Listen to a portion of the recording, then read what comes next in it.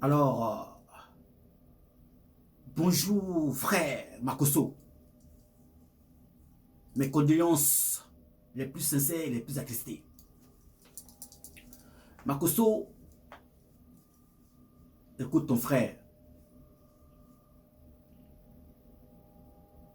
Après les analyses, après les témoignages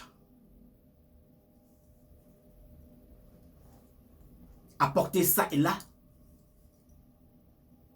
pour ceux, normalement, qui veulent que tu sois gracié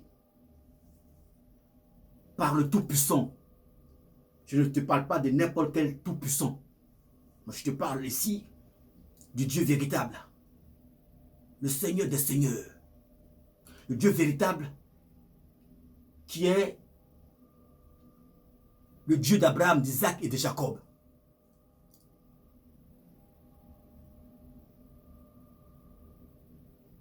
Alors, ceux qui adorent ce Dieu-là,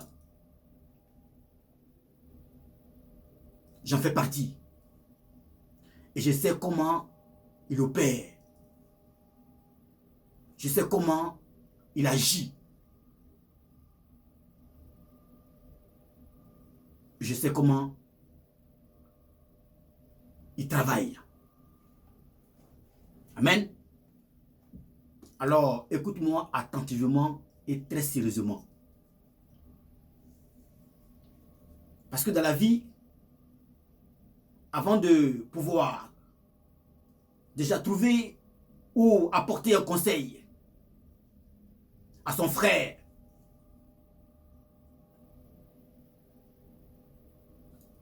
qui est dans le malheur, les bonnes manières auraient bien voulu que nous comprenions qu'est-ce qui a provoqué ce malheur-là et qu'est-ce qui s'est passé et comment cela est arrivé. Voilà pourquoi tout le monde veut le comprendre. Parce qu'il faut avoir au moins une explication sur la main. On ne peut pas avoir des explications sur la main, des explications, des témoignages et des hypothèses sur la main. Il faut avoir un seul témoignage sur la main. C'est pour cela que sur les réseaux sociaux, tout le monde qui était indigné par rapport à la mort de ta femme cherchait à comprendre réellement quel était le motif de sa disparition ici-bas sur terre. Voilà. Ce n'est pas parce que les gens sont contre toi.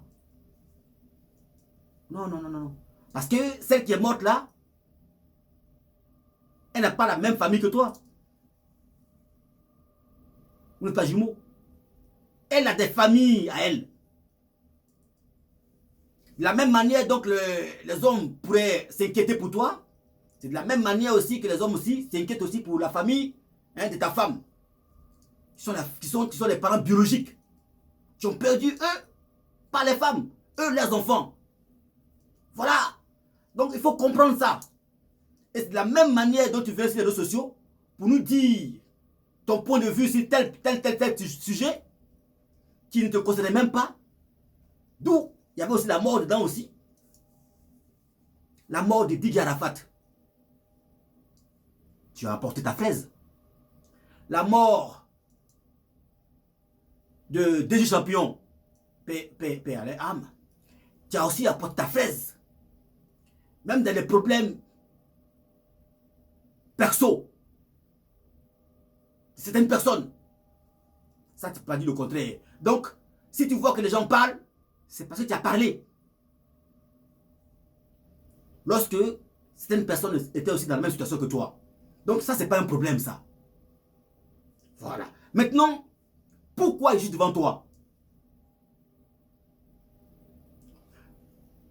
Je suis devant toi, Makoso, parce que peut-être que tu ignores le Dieu dont tu sembles peut-être dire avec qui tu travailles. Peut-être tu ignores comment il possède, ou comment il agit. Peut-être que tu ignores. Ou peut-être que tu ignores à qui tu as affaire. Tu n'as pas affaire à un copain, à une connaissance, ou à un marabout, ou à un féticheur, ou je ne sais qui. Non, tu as affaire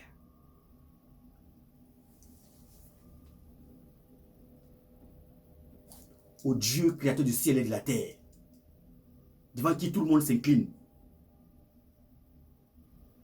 et cherche clémence. Lorsqu'on a fauté devant lui, refait un peu un retour en arrière pour voir un peu nos devanciers autrefois. Regarde un peu où Dieu frappait nos devanciers, hein, ceux qui ont cru en lui. Hein. C'est lorsqu'ils avaient fauté et qu'ils ne voulaient pas se repentir, qu'ils voulaient jouer les, je sais pas, tu vois. C'est là qu'il frappait. Parce qu'il touchait à des choses qui étaient interdites à son égard. Il ne partage pas sa gloire avec n'importe qui ou avec une seule personne. C'est impossible. Alors voilà pourquoi je viens vers toi. Pour la énième fois. Pour te dire ce qu'ils ne te disent pas. Ceux à qui tu fais confiance. Et que tu penses peut-être que ce sont tes vieux pères dans la foi. Ou tes pères dans la foi. Non, ils ne sont pas des pères. S'ils étaient vraiment des pères, ils t'auraient dit la vérité, rien que la vérité, sincèrement la vérité. Que fils, tu as fauté, tu allais très loin.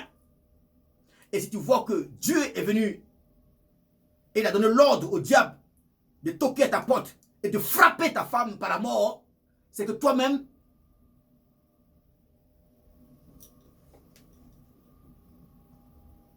tu es dans son collimateur.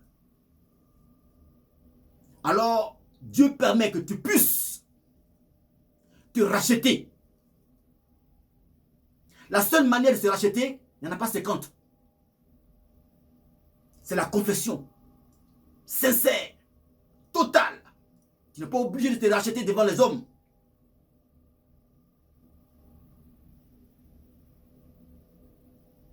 Pour te classer de Dieu, non.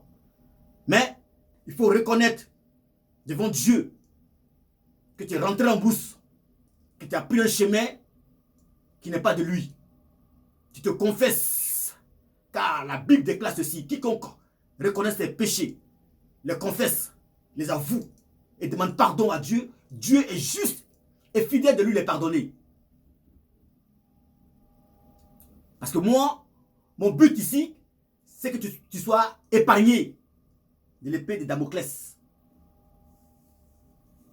Que Dieu avait placé sur votre tête. Et celle de ta femme est tombée. Il reste celle qui t'est destinée. Mais qui donne encore une dernière chance. Parce que la Bible dit ceci. Éphésiens 5, verset 16 dit ceci. Rachetez le temps.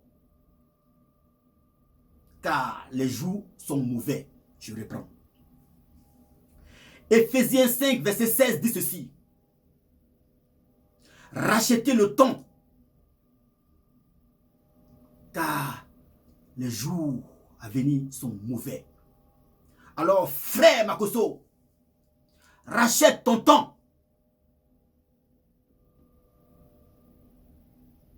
Car les jours à venir sont mauvais.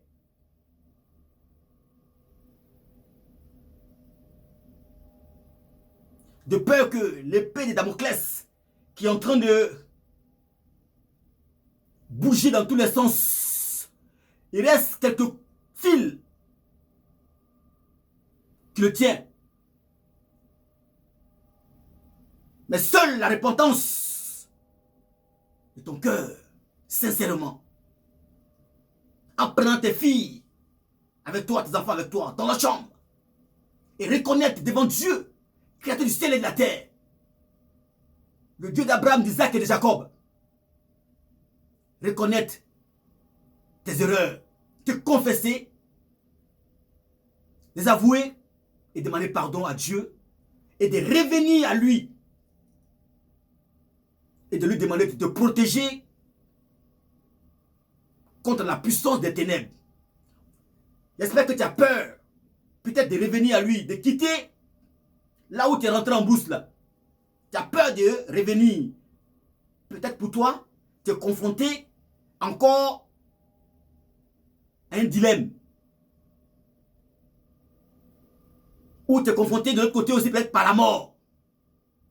Mais n'oublie pas que tu dis que tu es homme de Dieu.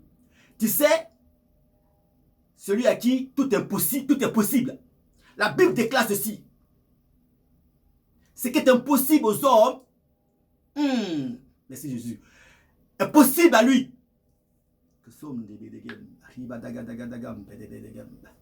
Je reprends. La Bible déclare ceci. Ce qui est impossible aux hommes est possible à Dieu. Alors, si tu quittes ton camp là où tu étais, au préalable, ils sont en train de te faire le chantage. Et toi, tu viens pour vouloir reprendre le parcours, comment ta femme est morte, et chercher à brouiller les pistes. Tu peux tromper les hommes. Tu peux tromper ton entourage. Tu peux tromper tes connaissances. Mais tu ne peux pas tromper Dieu. Tu ne peux pas tromper Dieu. Tu ne peux pas tromper Dieu. C'est impossible. Tu n'es pas confronté à tes amis, ni aux hommes qui pratiquent des sciences occultes. Ceux-là, si tu les quittes, et que tu te confies réellement et sincèrement, de tout cœur à Dieu, et que tu te remets entre les mains du Seigneur Jésus-Christ de Nazareth, et que tu lui demandes de te couvrir par son sang versé à la croix de Golgotha, qui nous purifie de toutes sortes d'iniquités de de mort, et qui nous rapproche du Dieu vivant, le Père éternel. Et que tu demandes aussi que sous son ordre, que ces anges campent autour de toi. Mais tu fais une confession correcte, de tout cœur.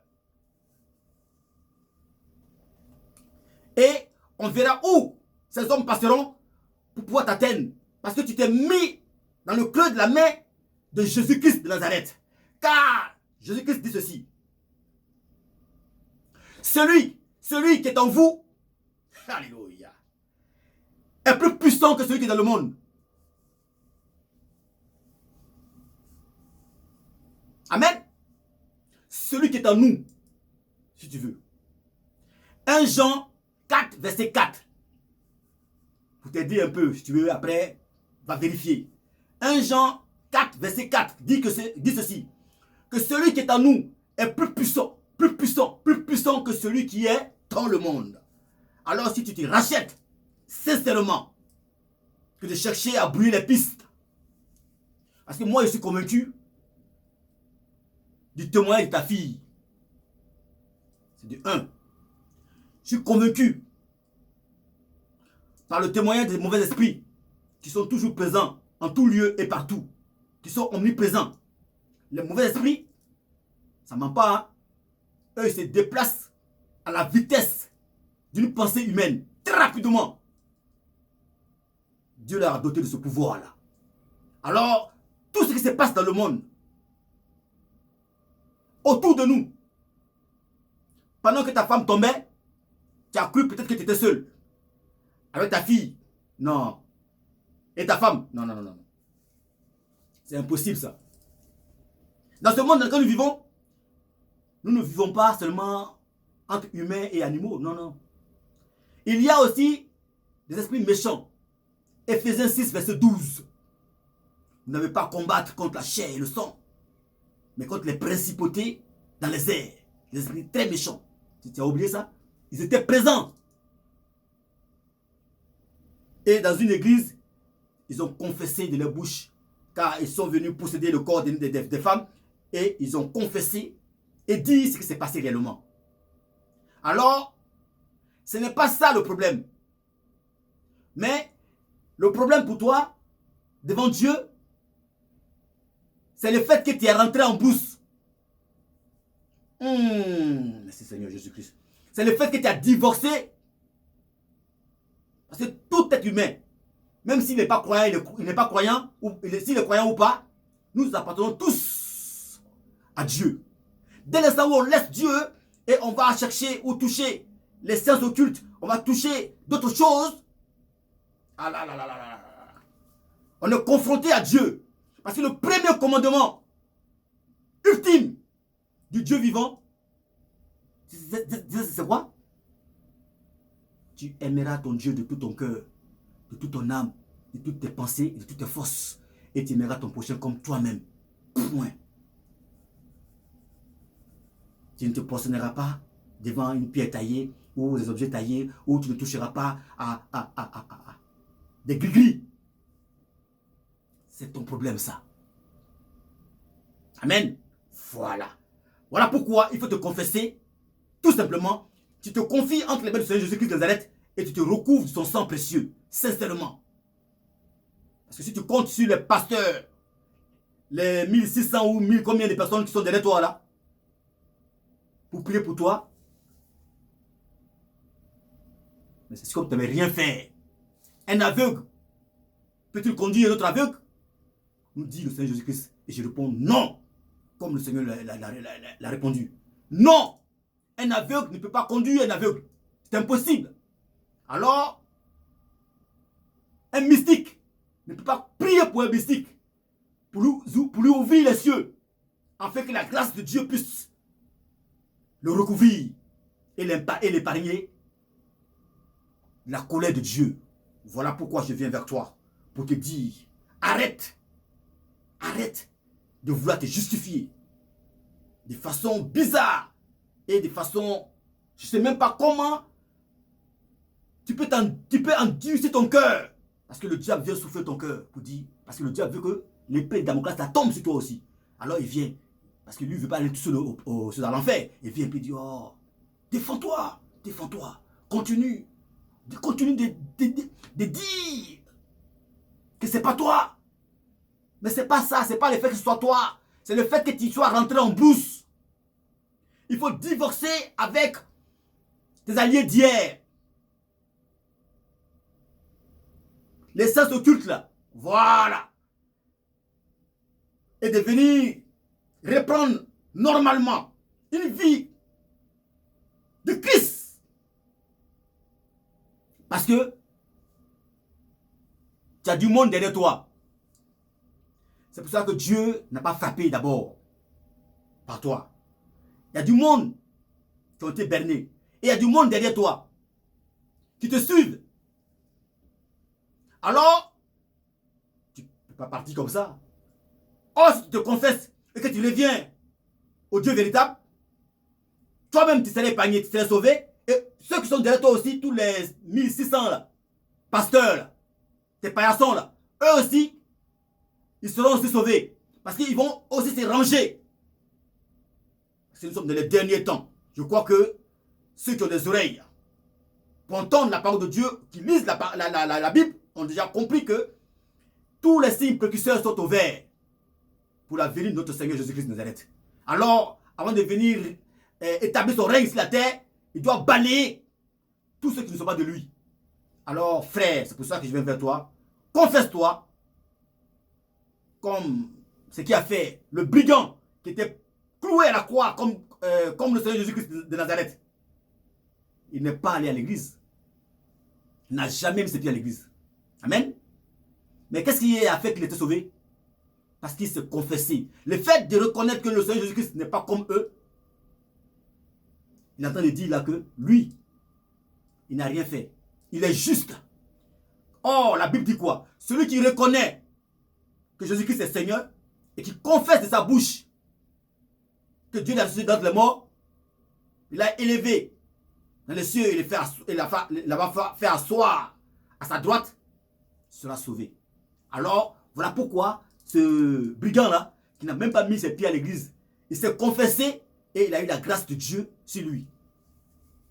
Alors, frère, je suis sorti par là. Je ne suis pas là pour pouvoir chercher à te prêcher. Mais je viens plutôt en soutien spirituel pour t'amener à la lumière afin que ta vie soit épargnée, que ton âme vive à cause de tes filles aussi. Car si tu n'es plus là, tu aurais mis tes filles à la débauche et elles seront traumatisées à jamais. la seule personne qui reste pour pouvoir soutenir le flambeau de ta famille, en parlant bien de tes enfants, c'est bien toi seul. Voilà pourquoi Dieu n'a pas frappé en même temps vous deux, comme il a fait avec Ananias et Saphira dans Acte 5 et 1 à 11 que je t'avais déjà relaté dans ma première vidéo. Quand on est un homme de Dieu, on ne caresse pas le mensonge dans le sens de poil. On dit la vérité telle qu'elle est. Voilà. Alors, si tu reçois ce message, sache que je n'ai rien contre personne, ni contre toi, mais je suis enragé contre le mensonge. Que le diable nous souffle dans les oreilles afin de nous conduire à la perdition. Alors, ressaisis-toi. Éphésiens 5, verset 16 dit, rachetez le temps, car les jours sont mauvais. Makoso, rachète ton temps, car les jours sont mauvais. Alors, si tu as des oreilles spirituelles réellement, je crois que tu aurais compris, pour épargner tes enfants de la souffrance à venir. Et je prie que Dieu ouvre par son esprit, ton esprit pour comprendre ce qui est juste. Car si tu changes de camp et que tu viens avec Jésus-Christ de Nazareth et que tu remets entre les creux de sa main, que tu te recouvres son sang précieux, sincèrement, tes alliés d'hier ne pourront rien contre toi. Mais c'est lorsque tu ne seras pas sincère et que les portes seront ouvertes pour qu'ils puissent frapper au nom de Jésus-Christ de Nazareth. Reçois ce message, frère, et ressaisis-toi et rachète le temps. Au nom de Jésus de Nazareth, merci de m'avoir écouté et que chacun de vous soit protégé dans le nom précieux de notre Seigneur Jésus-Christ de Nazareth. Amen, amen, amen.